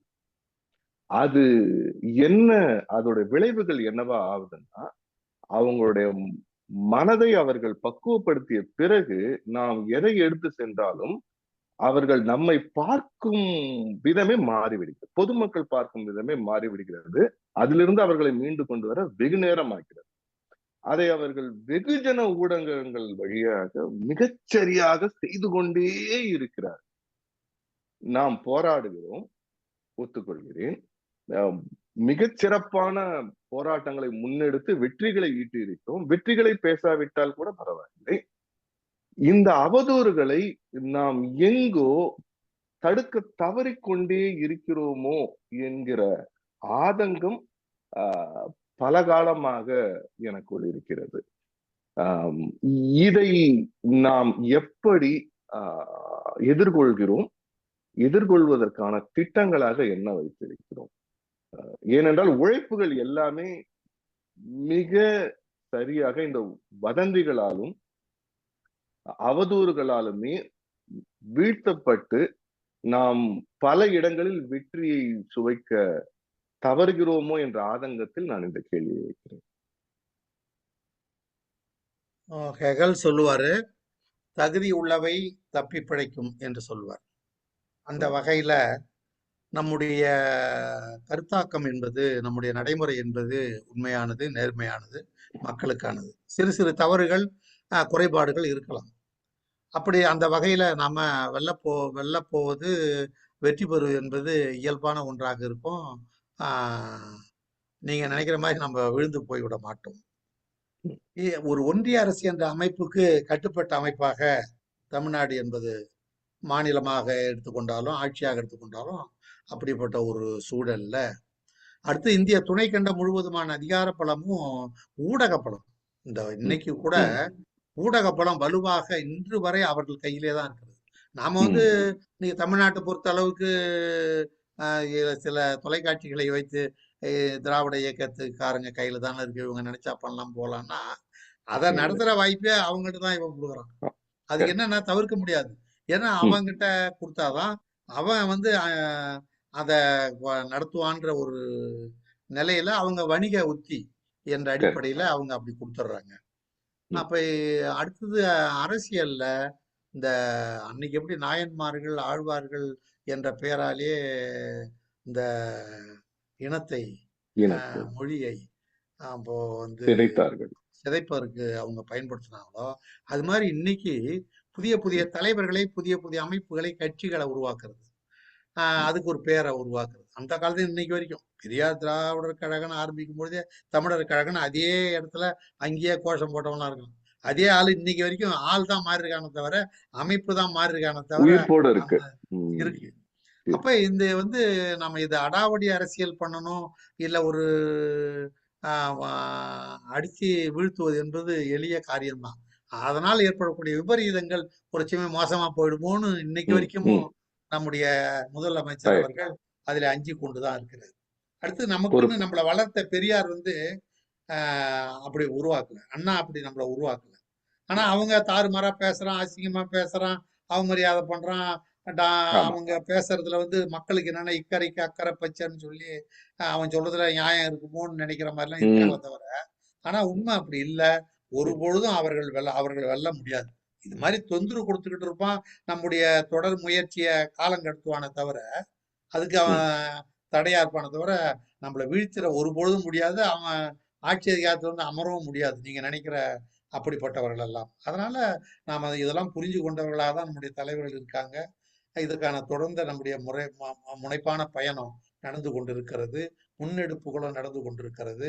அதனால கவலைப்பட வேண்டியது இல்லை. நீங்க ஒன்றும் தைரியமா இருக்கலாம். நம்ம இத கண்டிப்பா ம். இத சமாளிப்போம், முகம் கொடுப்போம், எதிர்ப்போம், எதிர்த்து முறியடிப்போம். நன்றி. மிக்க நன்றி ஐயா. நல்ல விளக்கம், நல்ல ஊக்கம்.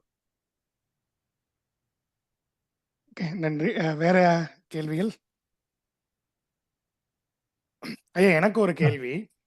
ஆ ஸோ ஐயா பெரியார் பார்த்தீங்கன்னா, நம்ம அவர் ஆரம்பத்திலிருந்து பார்க்கும்போதே காங்கிரஸ உற்று நோக்கிட்டு இருக்காரு. அதுக்கப்புறம் ஈரோடு நீங்க சொன்ன மாரி நகரசபைக்கு தலைவராகுறாரு. அப்பயே பெரிய விஷயங்கள், நெறைய விஷயங்கள்லாம் செய்றாரு. குறிப்பாக சுயமரியாதை இயக்கம்லாம் வர்றதுக்கு முன்னாலேயே அந்த நீர் தொட்டி வந்து எந்த தெரு வழியா போகணுங்கிற எதிர்ப்பு வந்தபோதும் கூட அதையெல்லாம் செய்றாரு. ஆ பல்லர் தெருங்கிற பேர வள்ளுவர் தெருன்னுலாம் மாத்திலாம் தீர்மானம் போட்டிருக்காரு. அதுக்கப்புறம் காங்கிரஸ்ல இணையறாரு. காங்கிரஸ்லேருந்து வெளிய வர்றதுக்கான காரணம் கூட அந்த வகுப்பு வாரி அ இட ஒதுக்கீடு வந்து அவங்க செய்யல. தீர்மானமா கூட போட தயாரா இல்ல அப்படிங்கும்போது, ஐயா தலைவரா இருந்தபோது தீர்மானம் கொண்டு வந்தும் கூட அத தோற்கடிச்சர்றாங்க. அப்படிலாம் இருக்கும்போது, வெளிய வந்து அவரு அன்னைக்கு காங்கிரஸ் விட்டு வெளிய வரும்போது, ஐயாக்கு இருந்த பேருக்கும், அ புகழுக்கும் நீதி கட்சியிலயோ, இல்ல இன்னொரு புதிய அரசியல் கட்சியோ ஆயிருந்தா இன்னும் கூட சொல்லப்போனா 2 முறை ஐயாவ முதல்வராக இருக்கச் சொல்லி கூட கேட்ட நிகழ்வுகளும் நடந்திருக்கு.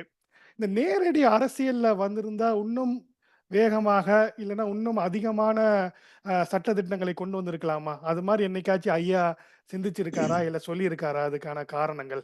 ஏன் நம்ம நேரடி அரசியலுக்கு வரல அப்படின்னு?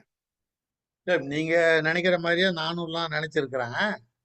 ஆனா அப்படி வந்திருந்தாலும் பெரியார் பேரு இன்னும் மோசமா கெட்டு போயிருமே தவிர, ஏன்னா பெரியார் ஐயா வந்து ரொம்ப தெளிவா சொல்லிடுறாரு. இந்த அரசியல் அப்படி ஏன்னா இப்ப அரசியல்ல இப்ப உங்களுக்கு எல்லாருக்குமே ஒரு அரசியல் இருக்கும். அதுக்காக நீங்க வருத்தப்படக்கூடாது. அரசியலுக்குன்னு போய் ஓட்டு கேட்கிற இந்த சிஸ்டத்தை ஏத்துக்கிட்டோம்னா, அவன் யோக்கியனாவே இருக்க முடியாதுன்னு ம். பெரியார் அதுல உறுதியா இருக்காரு. அப்ப நம்ம அது மாரி போயிட்டோம்னா, நம்மளையும் வந்து கொஞ்ச நாளைக்கு பெரியார எதிர்ப்பான். அதே கூட்டம் ஒண்ணுமே செய்யாத, தப்பு பண்ணாம இருக்கிற பெரியார இன்னைக்கு வரைக்கும் அசிங்கப்படுத்தணும்னு நெனைக்கிறான். அவமரியாதைக்கு படுத்தணும்னு நெனைக்கிறான். சிலைய கூட உடைக்கணும்னு நெனைக்கிற அளவுக்கு அவன் மோசமா இருக்கான்னா, எதிரிகள் மோசமானவர்கள். மேல்நாட்டுல இப்ப வெளிநாட்டுலாம் பார்க்கும்போது இவ்வளவு மோசமானவங்கள பார்க்க முடியல. ஏன்னா, அங்க இருக்கிற அவன் அந்த எதிரிகள் இருக்கிறவன், எதிரிகளா உருவாக்கப்படுற துரோகிகள், இவங்க மோசமானவங்களா இருக்கிறதுனால, பெரியார் ஐயா வந்து அப்படி முடிவு எடுத்திருப்பாரு. உறுதியா நம்ம இது இப்போ ஏன்னா பதவியில இருந்தவங்கள அவர் பார்க்கிறாரு. ம். வெள்ளைக்காரன் இருக்கிறப்பயே நீதி கட்சி தலைவர்கள் அவங்க இவங்க எல்லாம் இருக்காங்க. பெரியார் ஐயா அவங்களையே கூட்டங்களை விமர்சனம் பண்றாரு. ஏய்யா இங்க வந்து நீ உனக்கு வேலை வாய்ப்பு வேணும்னா, அதுக்கு வந்து நான் சொல்றது சரின்ற உன் வீட்டுக்கு சடங்கு சம்பிரதாயம்னா இவனை கூட்டுக்கிட்டு உக்காந்தின்னா, அப்ப இது இரட்டை வாழ்வு இல்ல நீ வாழற. உன் வீட்டுல கல்யாணம், கருமாதினா அவன் வரணுன்ற. இங்க வந்து வேலை வாய்ப்புனா அவனை எதிர்க்கணும்னு நினைக்கிற. அப்போ உன் போக்கு சரியில்லையே அப்படின்னு சொல்லி கண்டிச்சிருக்காரு பெரியார். அது மாதிரி பெரியார் ஐயா வந்து வந்திருந்தா ஒரு பெரிய நல்ல நிர்வாகம் கிடைச்சிருக்கும். ஈரோட்ல இன்னைக்கு நாம பாராட்டும்படியா நடந்திருக்கக்கூடிய மாதிரி பல பெரிய அற்புதமான நிகழ்வுகள்லாம் தமிழ்நாட்டுக்கு கிடைச்சிருக்கலாம். ஏன்னா ஆனா பெரியார் வந்து இன்னைக்கு வரைக்கும் இவ்வளவு வீரியத்தோட கொண்டாடப்படக்கூடிய மனிதனாக இருந்திருக்க மாட்டார். அது முக்கியம். 2வது நம்மளுக்கு ஒரு கெட்ட வாய்ப்புன்னு நான் பார்க்கறது, அண்ணாவே 5 வருஷம் நீடிச்சு 10 வருஷம்லாம் உயிரா இருந்து நீடிச்சிருந்தாருன்னா, நெறைய அ நன்மையான அதாவது பெரியார் என்னெல்லாம் செய்யணும்னு நெனைச்சாரோ, அதெல்லாம் இன்னும் நடந்திருக்கும். இன்னும் கூடுதலா நடந்திருக்கக்கூடிய வாய்ப்புகள் உண்டு. அது மாரி ஒரு சூழல். அதனால பெரியார் ஐயா வந்து இப்படி இருந்து ஒரு புரட்சிக்காரரா வெளியில நின்னுகிட்டு இத பேசுனதுனால நமக்கு கிடைச்சிருக்கிற லாபம் இருக்கு பாருங்க. இது அதிகமான அதிகம். லாபம். இத வந்து நீங்க நம்ம மக்களுக்கு உண்மையிலே ஐயா முன்னாடி பேசினவங்க சொன்ன மாதிரி நம்ம மக்கள்ட்ட முழுசா கொண்டு போகல. ஒரே ஒரு உதாரணம் நான் சொல்றேன். திருமண முறையில பெரியார் செஞ்சிருக்கிற மாற்றம் இருக்கு பாருங்க. சுயமரியாதையே திருமணம்னு அவர் கொண்டு வந்து ஐயர் இல்லாம, சடங்கு இல்லாம, புரோகித மொழி இல்லாம, சமஸ்கிருதம் இல்லாம அவர் செஞ்ச அந்த திருமண முறை இருக்குதே கொண்டு வந்தது. இது இந்த காரியம் மட்டும் இவ்வளவு பெரிய வீரியத்தோட தமிழ்நாட்டுல இன்னைக்கு குறைஞ்சது 3ல் 1 பங்கு பேர் இப்படி செஞ்சுக்கிறாங்க. 2 பேரு வைதீகமா செஞ்சுக்கிட்டா கூட 3ல் 1 பங்கு பேர் செய்யறான். இப்படி நடப்பதற்கு மேல் நாடுகளா இருந்திருந்தா ஒரு 1000, 2000 பேர் இதுக்காக செத்து இருக்கணும். பெரிய புரட்சி நடந்திருக்கணும். இது ஒரு பெரிய கலாச்சார புரட்சி. இதை நம்ம சாதாரண பெரியார் ஆக்கி கொடுத்துட்டாரு. இன்னைக்கு எங்க பார்த்தாலும் அந்த மாதிரி திருமணம் ரொம்ப நடக்குது. அதுல வந்து நம்ம மொழிய அடிமைத்தனம் ஆகலுது, இன அடிமைத்தனம் ஆகலுது, நம்ம மான மரியாதை பாதுகாக்கப்படுது, மூட நம்பிக்கை சடங்குகள் ஒழிக்கப்படுது. ரொம்ப எளிமையா இன்னைக்கு திருமணங்கள் நடந்துகிட்டு இருக்குன்னா, அப்ப இந்த ஒரு விஷயத்திலேயே இவ்வளவு பெரிய மாற்றம் நிகழ்ந்திருக்குன்னா, இன்னைக்கு நாம அடைஞ்சிருக்கிற வேலை வாய்ப்பு, மத்த உரிமைகள்லாம் பார்த்தீங்கன்னா, ரொம்ப நம்ம இன்னைக்கு இந்தியா துணைக்கண்டத்துக்குள்ள தமிழ்நாடு என்ற நம்முடைய மாநிலம் அடைஞ்சிருக்கிற வளர்ச்சி, அபாரமான வளர்ச்சி. நாம கல்வியிலையும் வேலை வாய்ப்பையும் அடைஞ்சிருக்க வளர்ச்சி பெரிய வளர்ச்சி. இன்னைக்கு கண்டிப்பாங்க. இங்கேயே பாருங்க, இன்னைக்கு ஆந்திரா பீப்புளுக்கு அடுத்தது தமிழர்கள் இன்னைக்கு இவ்வளவு பேர் வந்திருக்குன்னா எப்படி வர முடிஞ்சது? இது ஏதோ திடீர்னு நாம படிச்ச பிஇனால வந்துட்ட மாதிரிலாம் கிடையாது. இப்படி வருவதற்கு ஒரு கலைஞர் தேவைப்பட்டார் அன்னைக்கு. அது மாதிரி அவங்க நிறைய பேர் வர்றதுக்கு ஒரு சந்திரபாபு நாயுடு அங்க பயன்பட்டார். இங்க ஒரு கலைஞர் எடுத்த முயற்சி, அந்த அரசு எடுத்த முயற்சி, அவரு ஒரு தொலைநோக்கோட எடுத்த அந்த முடிவுகள் தான் இன்னைக்கு நம்ம இவ்வளவு பேர் இங்க வந்திருக்கோம். சாதாரணம் கிடையாது. இதுக்கு அண்ணா செஞ்ச ஏற்பாடு இருமொழி திட்டம்ன்ற அந்த ஏற்பாடு கூட ஒரு அடித்தளமா இருக்கு. இப்படி நிறைய காரியங்கள் நடந்திருக்கு. அதனால பெரியார் வெளியில நின்னதுனால, இல்ல ஆட்சிக்குள்ள வராத வெளியே நின்னதுனால பெரிய இழப்பு ஏற்பட்டதா நம்ம நினைக்க வேண்டியதில்லை. ஆக ஆக்கிக் கொள்ள வேண்டியவற்றை ஆக வேண்டியவர்களை வைத்து ஆக்கிக் கொள்வதுதான் என்னுடைய வேலை என்று பெரியார் சொன்னபடி நடந்து கொண்டிருக்கிறது. இன்னைக்கு அதே பாணியை தான் நம்முடைய ஆசிரியர் ஐயா வீரமணி அவர்களும் கடைபிடிக்கிறாரு. இன்னைக்கு இந்த ஆட்சி திராவிட மாடல் ஆட்சின்னு சொல்லி இன்னைக்கு சனாதனத்தை ஒழிப்புன்ற அளவுல வலுவா ஒரு ஆட்சி நிக்குது தமிழ்நாட்டுலன்னா, அது பெரியார் கொள்கை கிடைச்ச மாபெரும் வெற்றி தாங்க. கட்டாயம். அதனால கண்டிப்பா பெரியார் வெளியில இருந்தனால ஒண்ணும் தவறு நடந்தில்ல அப்படின்னு நீங்க எடுத்துக்கலாம். நன்றி, நன்றி. ஐயா, எனக்கு ஒரு சின்ன இன்புட் இருக்கு அசீஃப்க்கு. சொல்லுங்க. ஆம், என்னன்னா ஆம், திராவிட இயக்கம் என்பது பின்னாலதான் இருக்கணும். ஏன்னா அது அடிமரம். கட்சிகள் கிளைகள் தான். அது வீழ்த்தப்படலாம், வளர்க்கப்படலாம். ஒரு கிளை போனா இன்னொரு கிளை வந்துடலாம். ஆனா அடிமரம் வீழவே முடியாது. பிஜேபிக்கு எப்படி ஒரு பின்புலமா வெளியே வராம ஆர்எஸ்எஸ் போற்றி பாதுகாக்கப்பட்டு அழிக்க முடியாமல் பதுக்கி வைக்கப்பட்டு அதிலிருந்து பல கிளைகள் வருதோ, அது மாதிரி திராவிடர் கழகம் ஒரு அரசியல் கட்சியா மாறிடுச்சுன்னா அடுத்த நிமிஷமே அதை அடிக்கிறதுக்கு 100 பேர் வந்துடும். இது அடிமரமா வேறா இருக்கிற வரைக்கும் தான் இது உயிர்ப்போடு இருக்க முடியும். சோ நான் அறிந்து பெரியாரும் அண்ணாவும் மிக மிக சிறப்பா யோசிச்சு இதை அடிமரமாக வேறாக மண்ணில் பதுக்கி வைத்து விட்டு அதுக்கு மேல அது திமுகவோ அதிமுகவோ இல்ல வேறொரு மதிமுக எத்தனை திமுகக்கள் வரலாம். அவற்றை நாம் பழம் எடுக்கவோ பூ பூக்கவோ பயன்படுத்தி கொள்ளலாம். ஆனால் அடிமரமும் வேறும் பாதுகாக்கப்பட வேண்டும். இது ஒருபோதும் அரசியல் கட்சியா வந்துடக்கூடாது. அது அவங்க சிறப்பா செஞ்சிருக்காங்கன்னு நினைக்கிறேன். அந்த புரிதல் நமக்கும் இருக்கணும்னு நினைக்கிறேன். அதனாலதான் எனக்கு இந்த பகிர்ந்துக்கணும்னு தோணுச்சு. அந்த புரிதல் அதிகமா இருக்கு. அந்த புரிதல் அதிகமா நமக்கு நம்முடைய தலைவர் ஆசிரியருக்கு இருக்கு. அந்த பணி அப்படியே பெரியார் இருந்தா இன்னைய காலகட்டத்துக்கு என்ன செய்வாரோ அதை அவர் செய்யறாரு. இப்ப ஐயா கூட சொன்னார், இந்த டிவி எல்லாம் முதல்ல ஆரம்பிச்சிருக்கணும்னா இன்னைக்கு சினிமா இல்லாத ஒரு டிவியை வெற்றிகரமா நடத்தவே முடியாது. அப்படி சினிமாவை வச்சு நம்ம நடத்த போனோம்னா என்ன ஆகும்? அப்ப அதுல ஏற்படக்கூடிய இழப்புகள் எவ்வளவு? அது மாதிரி நிறைய சிக்கல் இருக்கு. அதை நடத்துறதுல பொருளாதார சங்கடம் அதிகபட்சமா இருக்கு.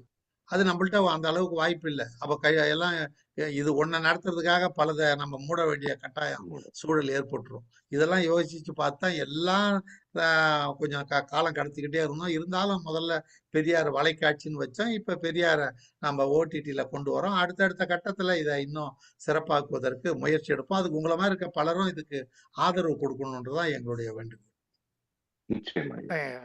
நேரமும் பார்த்துக்கணும். 11:20 ஆக போகுது. மேபி இன்னும் ஒரு கேள்வி எடுத்துக்கலாம். மோகன் அவரு ஹேண்ட் ரைஸ் பண்ணியிருக்காரு. மோகன். வணக்கம். கேள்வி ஒன்றும் இல்லை. ஐயாவோட எங்க ஊருக்கு அடுத்த வாரம் வர்றாங்க. கரோண்டினா. ஆமா, இங்க நாங்க நேரா பார்த்து ஒரு கூட்டம் வச்சிருக்கோம். அதனால மிக சிறப்பா இருந்தது. ஆசிரியர் நீங்க அந்த நிகழ்ச்சி நடத்தினது. ஐயாவோட உரை மிக சிறப்பாக இருந்தது. என்னன்னா இன்னைக்கு தமிழ்நாடு மணிப்பூரா மாறலை. ஆனா மாறுறதுக்காக துடிக்கிறாங்க, துடிச்சுக்கிட்டே தான் இருக்காங்க. ஐயா சொன்னாங்க நடக்காது அப்படின்னு. நடக்கக்கூடாது. ஏன்னா அது பல வகையில அவங்க யாரெல்லாம் ரவுடிகளா இருக்காங்களோ அவங்கள தான் சேர்க்குறாங்க. சேர்த்து கலவரம் பண்ணி எப்படியாவது தமிழ்நாட்டை ஒரு மணிப்புரம் ஆக்கணும்னு தான் அண்ணாமலை துடிக்கிறாரு. அதுதான் வந்து இந்த சுயமரியாதை திருமணத்தை பத்தி சொன்னாங்க. அது உண்மைதான். அது வந்து இன்னைக்கு அவர் முதல்வர் வந்து ஆட்சியில பொறுப்பேற்கும் போதே அண்ணாவுக்கு பிறகு திரும்ப கலைஞருக்கு பிறகு உளமாற என்று சொல்லி பொறுப்பேற்றாங்க. இன்னைக்கு யூகேல வந்து அந்த புதிய புதிய பிரதமர் வந்து 40% அவங்க வந்து செக்குலர் அஃபர்மேஷன் எடுத்திருக்காங்க. அதாவது இந்த மாதிரி ரிலீஜியஸா இல்லாம எடுத்திருக்காங்க. அதுவே ஒரு ஒரு பெரிய மாற்றம் தான். அதுவும் வந்து அப்படி வரணும். ஏன்னா உலகத்துல வந்து மதத்தை முன்னெடுத்த நாடுகள் பின்னடைந்தன. அறிவியலை முன்னெடுத்த நாடுகள் முன்னுக்கு சென்றன. அதுல வந்து இந்தியா வந்து முதன்மையில தான் இருக்கு. ஏன்னா நம்ம மதத்தை தான் வச்சு நம்மளை வந்து சாகடிக்கிறாங்க. உண்மையிலேயே திராவிட கழகம் அவங்க தினமும் அவங்க போராடுறது, விடுதலையில வர்றது, செய்திகள் எல்லாமே மக்களுக்காக தான். ஒன்றும் அவங்க வந்து வேற யாருக்காகவும் போராடவே இல்லை. ஆனா இது வந்து எல்லாருக்கும் போய் சேரல. அதை வந்து கண்ட்ரோலும் பண்ண முடியாது. அவங்க சொன்ன மாதிரி வந்து நீங்கெல்லாம் பேசக்கூடாது, இதை எதிர்த்து ஏன்னா சுதந்திரமா எல்லாரும் பேசுறாங்க. ஆனா அது உண்மையா வெளியில கொண்டு வந்துடுறாங்க. என்ன ஒரு ஒரு தாழ்வான ஒரு ஒரு ஒரு பரப்புரை பண்ணா கூட திராவிட வந்து அதை உடனே அதை கிளியர் பண்ணிடுறாங்க. அதுக்கு வந்து பெரியார் இப்படி சொல்லல, பெரியார் இதை செய்யல, இந்த இதுல அப்படி வரல அப்படின்னு உடனே அதுக்கு வந்து பதில் கொடுத்துட்றாங்க. அதாவது எந்த பயனும் இல்லாமல் ஒரு மக்களுக்காகவே ஒரு ஒரு ஒரு சேவை என்பதுதான் திராவிட கழகம் செஞ்சுக்கிட்டு இருக்காங்க. அதுக்கு பாராட்டுகள், வாழ்த்துக்கள். ஐயாவுக்கு நன்றி, வாய்ப்புக்கு நன்றி, வணக்கம். ஓகே. ஐ திங்க் நேரம் வேற முடிஞ்சிருச்சு. வேற யாராவது கேள்வி இவரு ரைஸ் பண்ணியிருந்தாரு ஹேண்ட். புதிய கேள்வி இருக்குங்களா ஐயா? ஏழுமலை ஐயா ஆமா, ஒரு நிமிடம். அது பேசுனது தொடர்பா பேசணும். சொல்லுங்க. நேரம் இல்லைன்னா சரி. ஓகே. இல்லையா, அந்த மேரிலேண்ட் போகணும் ஆமா, நிகழ்ச்சிக்காக. இன்னொரு வேற நிகழ்ச்சி ஒண்ணும் இருக்கு ஐயாவுக்கு. ம். ஓகே. ஓகே. நன்றி ஐயா. முடிச்சுக்கலாம் நம்மளும். மிக சிறப்பான உரை. முன்னையே சொன்ன மாரி. இயக்கம் ஆரம்பிச்சு 100 ஆண்டுகள் ஆயிடுச்சு. எவ்வளவோ போராட்டங்கள், எவ்வளவோ சிறை தண்டனை, ஏராளமானவர்கள், பல உயிர் தியாகங்கள். இருந்தாலும் இன்னும் இயக்கத்த உயிர்ப்போட வச்சுட்ருக்கோம். இன்னமும் மக்களுக்காக களத்தில் நின்று போராடுறோம். நீட்டுக்காக தமிழ்நாடு முழுக்க கூட்டங்கள் நடக்குது. பயணம் பண்ணி பேசிக்கிட்டே இருக்கோம். ஸோ தொடர்ந்து நமக்காகவும், நம்முடைய அடுத்த தலைமுறைக்காகவும் இயக்கம் அ முயற்சிகளை மேற்கொண்டுட்டே வருது. இன்னும் ஒரு 100 போனாலும் நம்ம இதை சிறப்பாக கொண்டு போகணும் அப்படிங்கிற ஒரு ஆசையோட, இந்த ஒரு அருமையான உரைக்கு மிக்க நன்றி ஐயா. கலந்து கொண்ட அனைவருக்கும் மிக்க நன்றி.